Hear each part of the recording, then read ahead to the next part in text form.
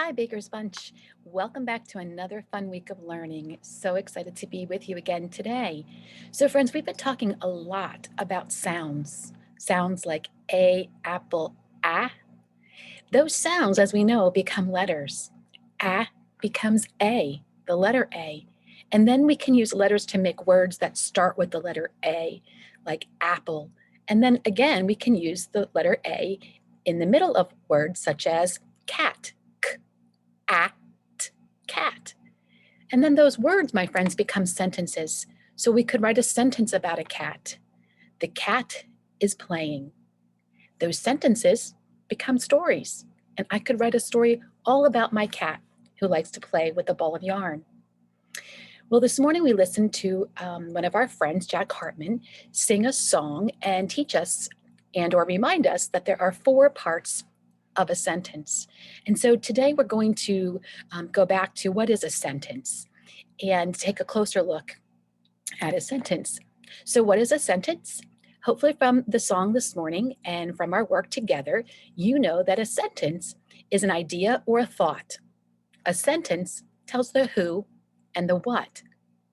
It always starts with a capital letter because we know it is important and we had better start a sentence with a capital letter. To make the sentence easier to read, every sentence has spaces between words. And finally, to be a sentence, there has to be an end mark, some sort of punctuation mark to show that that idea or thought is complete. So let's take a look and decide for ourselves. Is this a sentence? Look at the words in blue. The nice dog. I notice a capital letter at the beginning. I spy spaces between words and an end mark, in this case a period because it's a telling sentence. The nice dog. Is it a complete thought? Does it tell an idea? Does it tell who? Yep, a nice dog. Does it tell what the dog did? No. So this is not a complete sentence. How about this sentence in blue? Again, I spy a capital letter at the start, a period as a stop, spaces between words. Let's remember the fourth and most important thing. Is it a complete thought or idea? Let's check. The dog ran after the ball. It tells who? The dog. It tells what? The dog ran after the ball. So yes, this would be an example of a complete sentence. Which sentence is easier to read? Is it the purple sentence or the green sentence? If you said green, I agree. Both sentences use the exact same 6 words. But in the first example, I have to really look and know a lot about words and spelling to notice where a word starts and stops. In the green sentence, that space between words tells me the cat climbed up the tree. The cat climbed up the tree. For me, it was much easier to read the sentence in green. I could eventually have figured out the words in the purple sentence, but it would have taken me a lot of time and time away from what I was reading. So if you remember last Friday, I talked with you a little bit about those mechanics. Mechanics is a fancy word. It means the same as conventions, which is also a fancy word. And what that means, boys and girls, is that when I'm writing a sentence, I want to make sure that I am using the 4 S's. First, does the sentence make sense? Once I know that, then there are 3 things that I have to go back and check. And if I don't have these parts, then I need to fix them, just like a mechanic would fix a car. Remember, green means go. I always want to use a capital letter at the beginning of a sentence and a name. Yellow, slow down. Use those spaces between your words to make your writing easier to read. And stop. Use an end mark at the end of your sentence. And this could be a period if you're telling, could be a question mark if you're asking, or it could be an exclamation mark if you are really having a strong feeling about something. So let's take a look at that in the next couple of slides here. As a reminder, capital letter. All sentences begin with capital letters. Notice that I'm highlighting the capital letter at the beginning of the sentence in green. As a reminder, green means go. The girl went to the park. Notice that I'm leaving my spaces between words. And again, there's my start, my capital letter, but now I'm reminded that I need a punctuation. Say that with me, punctuation. That's a fancy word for end mark. And in this case, because I'm telling, we're going to use a period. A complete sentence that makes a statement that tells the who and the what ends with a period. So notice that I'm going to use red to remind myself to stop at the end of that sentence or complete thought. The girl went to the park. And a lot of times when you reread your stories, where you naturally seem to stop reading or take a pause, most times that's telling you that you're at the end of a sentence or an idea. Another example of a punctuation mark would be a question mark. A question mark ends, or I'm sorry, a question ends with a question mark. I am a question mark, and you use me when you are as curious as can be.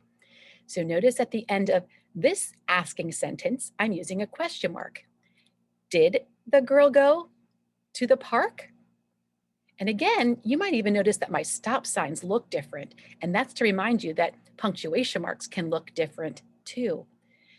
Another punctuation mark is called an exclamation point. Say that with me. Exclamation point or exclamation mark. A sentence that expresses a strong feeling, usually excitement, but it can also be if you're really angry, mad, or it could be a happy feeling that you really feel strongly about, glad, proud, happy. And what it really looks like is you take the period, because it's a telling sentence, but you add this line straight down to turn it into an exclamation mark because you do have a strong feeling.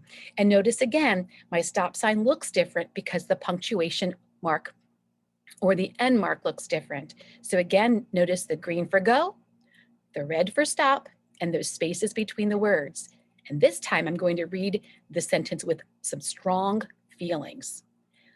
I want to go to the park, or I want to go to the park.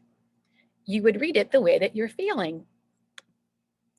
Our friend Lucy took the challenge last Friday when you didn't have writing homework and sent me a picture of what it looks like to be that mechanic and to go back and to be sure that you have capital letters at the beginning and punctuation marks at the end. So way to go, Lucy. She started her story. She hooked me. She grabbed me right from the beginning by asking a question. She asks, have you got a surprise package before?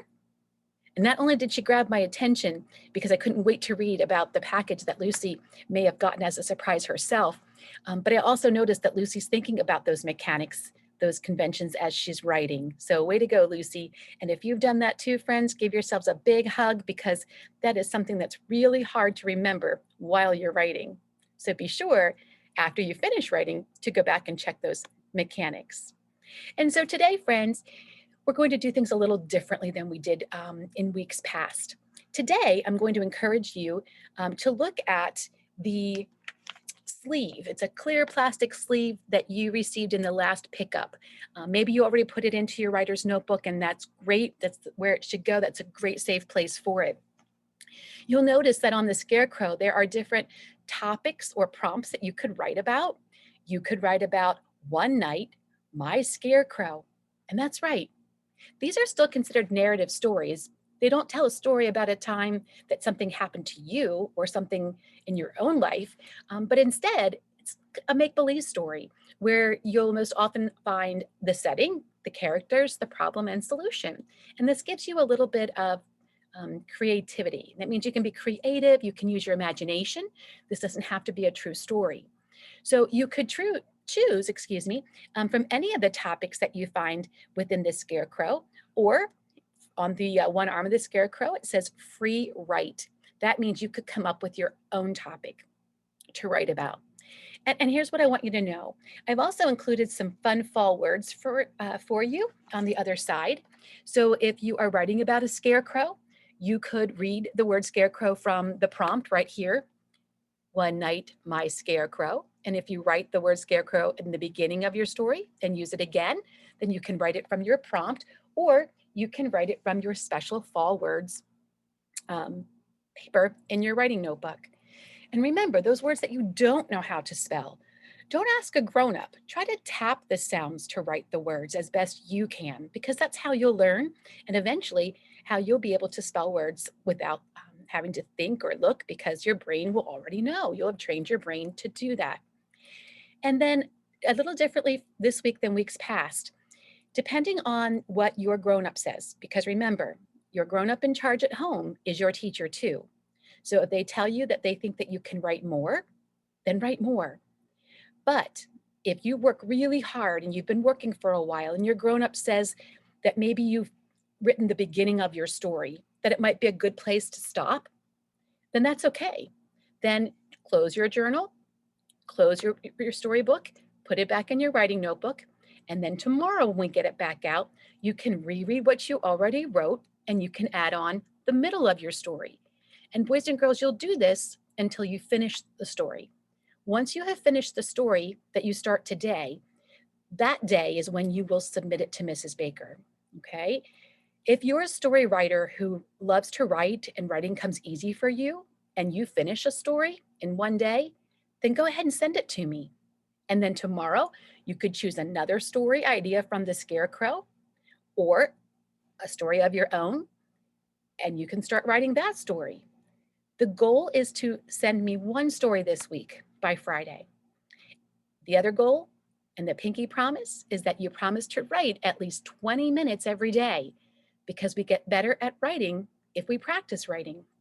But I want your grown up teachers at home to be able to make decisions as to how long and how much they think you can write in one sitting or at one time. So I want you to have fun this week with writing. I want you to experiment and be creative if you choose, or continue to write stories about things that have happened to you. So as you do, remember those mechanics. And if using mechanics while you write is hard, then wait until the end of your story. And when you're all finished, go back and check for those mechanics. Okay, friends? Well, I'm so enjoying my time working with you, and I hope that you're enjoying the videos. And I just most importantly hope that you love writing. And that is my goal. And be thinking this week of all the stories that you've written so far, which one are you most proud of? Is it one you've already written? Or is it one that you're going to write this week? And then next week, we're going to publish our very first story.